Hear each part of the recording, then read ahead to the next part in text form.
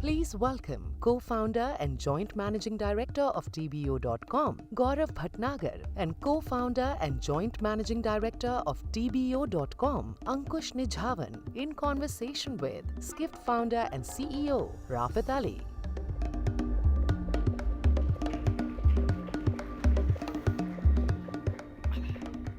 What was that music? I don't even know what that music was. Okay, all right, folks. We are in home stretch. The best is yet to come. Sure. So they have promised. The best is yet to come. We are, what time is it now? 4:25. We're about 1.5 hours away from finishing, so please stay and tell your colleagues to stop drinking chai and come inside and sit, please. So I really wanted Gaurav and TBO's story to be here. Gaurav I've known for a long time. Ankush I've only known for a little bit now. So I have a little bias towards, I know the founder, the chemistry. I only have a little bit bias. Also know him from before when he was in Media World. That's true. Back in my first company as well. So there's a little bit of history that we have. TBO, how many of you don't know what TBO does? Okay, there's some people. Okay. Explain quickly, one of you, what TBO does. Okay. So we are a travel distribution platform. Our objective is to aggregate world's offline travel demand into a single place and offer it as a distribution channel to world's travel supply, right? So our focus is outbound travel because that's where most of the friction exists, right? So on our platform, any given day, we have tens of thousands of travel agencies all over the world using our platform to book airlines, hotels, transfers, car rentals, right? So we are like the back office, the nerve center of a travel agent, yeah. So the world, everybody wants to start a digital startup, and you said, forget that, we're going to focus on travel agents. Yep. Why? I think, in hindsight, we can feel very smart, but a lot of it happened historically. And you're 20 years now, almost 20 years? Yeah, we started 2006. 19 years, yeah. So 2006 was, look, mid-2000s, early days of e-commerce. I came back from the US, wanted to do something in e-commerce. Travel felt like the first thing that'll go online because India didn't have logistics, didn't have warehousing, so traditional e-commerce will take time. So I wanted to do something in travel, and that's how I met Ankush. Ankush's family has been in the travel business for a long time, so that's how we got together. Ankush, you want? Because I think the distribution, was kind of known to us in India, the travel agent distribution. And I think nobody was trying to look at that space in early days, right? So I think we were the first guys who knew that this is a problem to solve for the travel agents. And I think as a first mover, we walked in 2006. So on the hindsight, as Gaurav just said, I think it was probably the wisest decision we took, and many are trying to now copy that space, which is interesting. Yeah. Are people in the back able to hear us, or the volume levels are okay, Brian? Okay, okay. I was told that you can't talk about your IPO, so let's talk about your IPO. So you have filed for an IPO. Yes. Elaborate. That's probably all we can say. No, look, I think we filed for an IPO here in India, right? India, in yeah. India, we filed for an IPO. We do believe that there is value for us as a company in terms of where we are in our journey to hit the public markets. But the when, you're what, $150 million company or so around? Yeah, more than that, a little more than that this year, yeah. And that's in the DRHP, so I can talk about it, yeah. 165 to be precise. 165, okay. So I read the whole thing. It's actually fascinating. It's a very 100 and however many pages it is. So let's talk about the value of travel agents, because that's when we talk about, particularly in Skift, when we talk about travel, we talk a lot about the digital future of travel. So in terms of what the needs of the travel agents are today, and it's obviously not a monolith, there are different types of travel agents all around the world. What are the needs you think that are there now and in the coming future that they need from a company like yours? I think, Rafat, what has happened, especially in outbound travel last 10 years is it's become very diverse. Like from India, maybe 10, 15 years ago, if you could serve Singapore, you could serve Dubai, you could serve Bangkok, and maybe a little bit of London, you would cover 80, 90% of what your customers or what the traveler is going to ask for. Right. Today is extremely diverse and complex, right? So there are first-time travelers even though they are first-time travelers, they're still doing complex itinerary. They're still spending 2 or 3 weeks traveling in Europe or traveling in Southeast Asia or even doing something like in Africa. So the first challenge travel agents have today is that discovering and booking content is increasingly complex because they don't know what destination and what service is the next customer going to ask for. And that's the first thing that we solve for. We solve for discovery and trust, right? The platform allows you to book any hotel, airline, transfer, car rental, cruise, Europe Rail, Indian Rail, like everything is covered on the platform in one place, right? So supply is sorted. I guess this is the. This is the version platform, yeah. So we sit between demand and supply. I think, Rafat, we've seen the agent fraternity evolving in the last 15 years. So I think the air business today is now becoming an ancillary for the travel operators. Now people are seeing the whole 360-degree solution in terms of hotels, cruises, sightseeing. And that's what, plus obviously now as AI and ML kick in, there is expectations from us also from the fraternity on how we want to play that around. Early days for us still, but I think that's where the market is now looking at us. And I think we've seen this shift extremely nice from an air now moving into a product offerings which completes That's the whole. because the money is in the other parts Absolutely. of the industry. Absolutely. Why are they taking so many photos? This thing is. Can they cut it down, please? Thank you. In terms of all the different parts of the hotel, airlines, car rentals, transfer, cruises, what's the biggest part? The hotels is definitely the biggest and the fastest growing part. That is where I think most friction exists, especially for hotels that depend on the inbound traveler. That is where also most money is to be made. Like Ankush said, airline is commodity, but airline is still valuable, and you should keep in mind in a country like India, the aviation is still growing so fast, and so fastest many growing in the new world. airports coming on tier 2, tier 3, tier 4 cities that we still remain very relevant. Travel agents still remain very relevant. But globally, I think hotels is the business that's driving growth for us. So our GTV is 50-50, but our revenue 70% is hotels. To answer. 70%, sorry, what? is revenue is coming from hotels. From hotels, Yes. But which is true GTV for is OTAs in general. Like obviously, Yes, that's a big, yeah, absolutely. that's a big different thing. Are we showing the slide? I don't know if we are. In terms of your different markets, this is the one that you Yes. send. So we're gonna go through his whole IPO prospectus here today for the next 20 minutes. No, that's not what it is. India obviously is the biggest because you started from here, but other parts of the world are growing fast. So explain what are the fastest growing parts and sort of how are you thinking about the other parts of the business, Okay. other geography, sorry. So because we service travel agents, so we think of business as source markets, right? Where is the travel originating from rather than what the destination is? And from that perspective, Europe is growing really fast for us. In fact, I think next year it's likely going to become like a largest source market between all the other existing markets as well. And I think the reason is that Europe is still, surprisingly, it's dependent. very, very Yeah, travel yeah, agent dependent, fascinating. right? It has a very thriving ecosystem of consortia, independent travel agencies. There are home-based travel agents in UK, right? So, and there is real value these guys are adding because the demographic that travels out of Europe is a slightly older demographic, doing much more complex travel, spending a lot more money on travel, right? So not really deal hunting. I mean, obviously that segment also exists. Yes. But there's a very substantial outbound long-haul travel happening ex-Europe, and that makes Europe very exciting for us. But having said that, every geography is growing right now. And again, this is because outbound travel is fundamentally underserved, even by the OTA segment, right? If you really think about it, most of the OTAs are serving largely domestic travel, at best regional travel, right? But when it comes to long-haul Is outbound this true travel, for India? absolutely, absolutely. I think I don't know if MakeMyTrip discloses numbers by domestic versus international, but probably my do, guess is most of their business is still domestic Yeah, as a or brand, they're regional known outbound. here, Yes, right, yeah. absolutely. Yeah, so that makes sense. So everybody's very excited about the India opportunity, and you guys are growing outside of India. Why is that? What do you think is if the other markets are growing fast, what is the India opportunity left? So I think we are the leaders in the airline business, Rafat. I mean, especially on the international air. But if you see our playbook on the screen, our India outbound is still small relatively, in our opinion, right, versus what the market size is. I think we started consciously building the India outbound story just 5 years back. That is where we kind of started.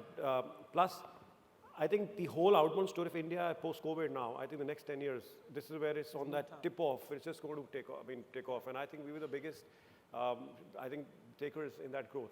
So hopefully, apart from our other businesses, India should be a very, very important player in the outbound story. Not that we aren't very meaningful right now, but not to our expectation at least. I think we're still just there. Just there. We were talking earlier, and you said that there's the previous top 10 for India, and there's a new top 10. So talk about that. Vietnam, Scandinavia, right? Tanzania. Vietnam, I'm hearing a lot. it's, Indians are going. Absolutely. What's the? No, I mean, I, I don't think mean, direct flights. I think Because and of the all flights? these new airlines, which I'm sure Mr. Campbell spoke in the morning. It's Okay. helping the outbound into these new destinations, which weren't It's there. very interesting because it used to be Bangkok and Bali came. They're still there.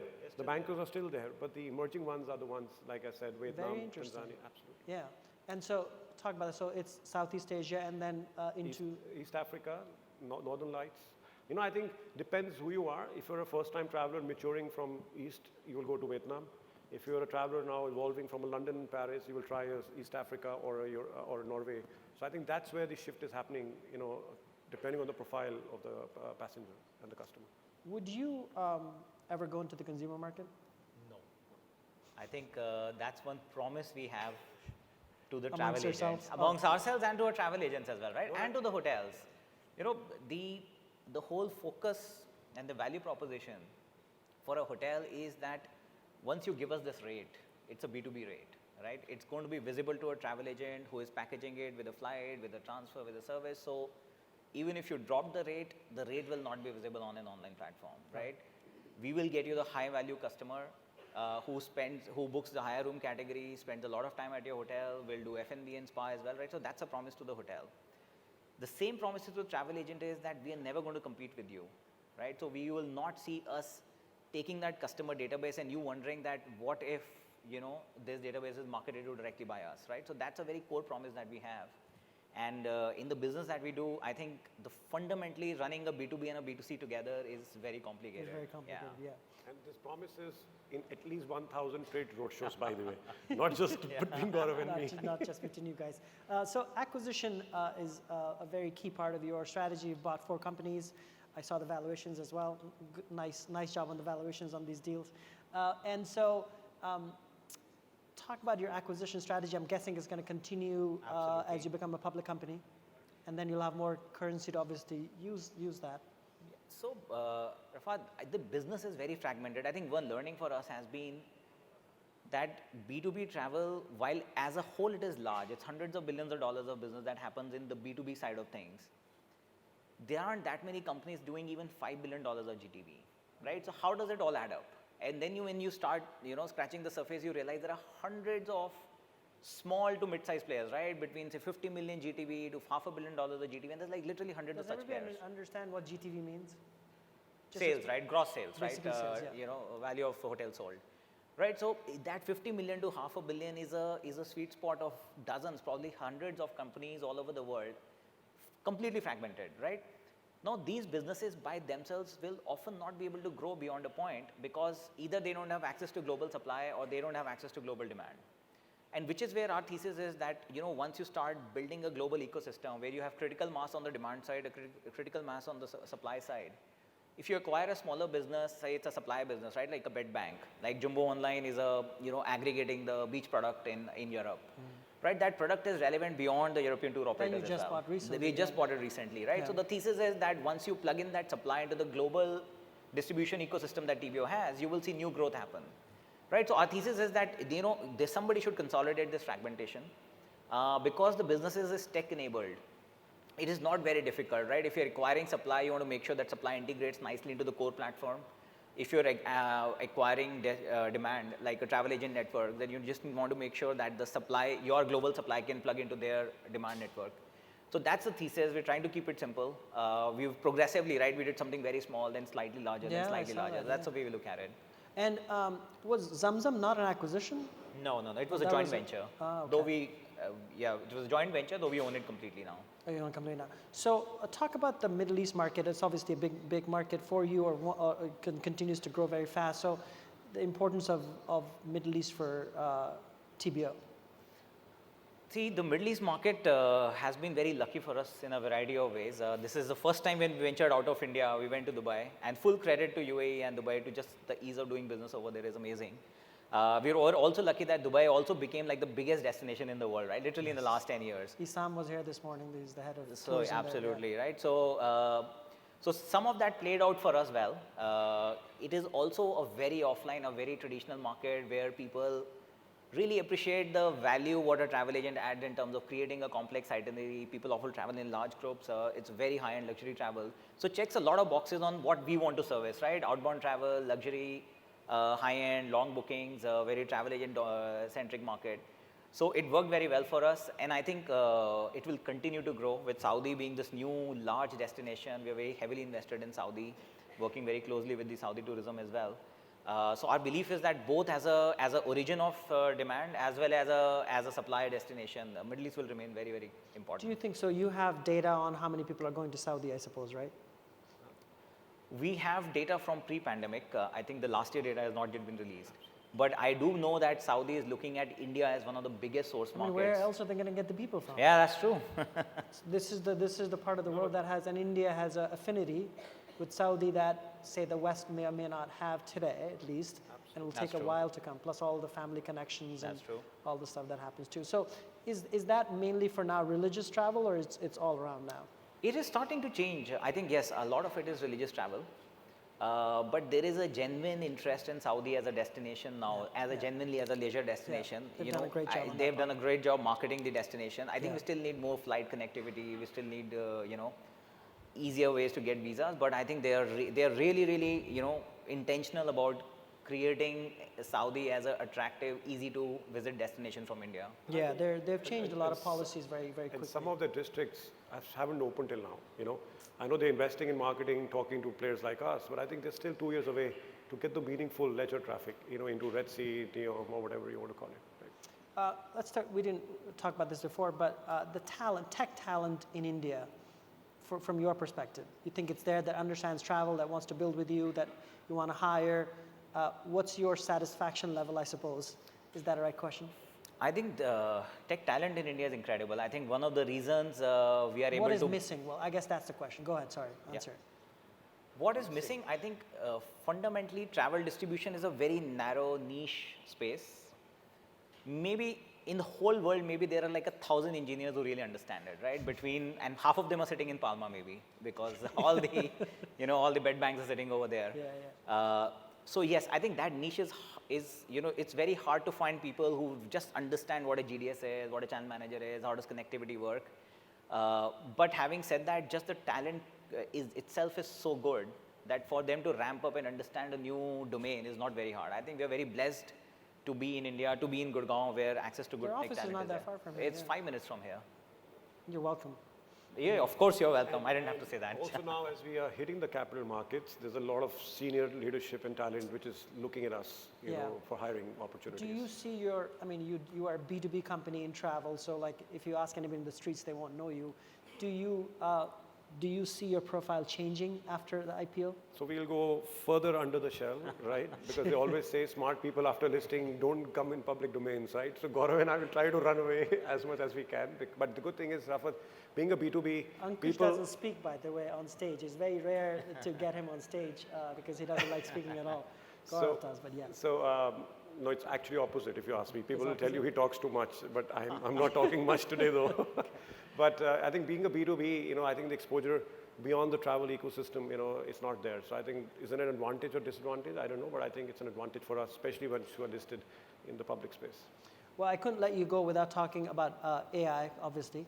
So Gen AI and travel agents, what's your sense of where the technology is today and what needs to happen? Look, I think the technology is evolving very fast. What we've been exploring it in many ways, and our conclusion is that something disruptive or big is about to happen, but not yet.